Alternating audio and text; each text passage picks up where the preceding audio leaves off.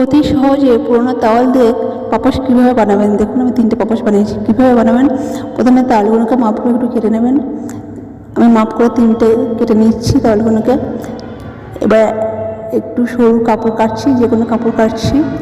তো সরু কাপড় কাটার পর এই তাওয়াল মাপের আরেকটি কাপড় আমি কেটে নেবো তলায় বসানোর জন্য।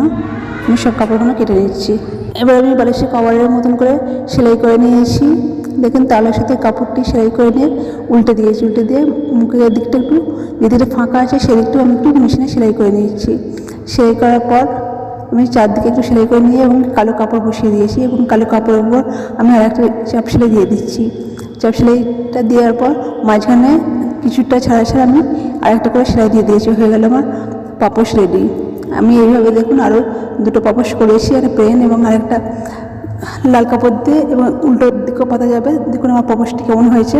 এটা হলো উল্টো দিক এবং এটা হলো সোজা দিক। দুদিকে পাপোশ পাওয়াটা যাবে। ভিডিওটা ভালো লাগলে তো অবশ্যই লাইক করবেন। আজ ভিডিওটি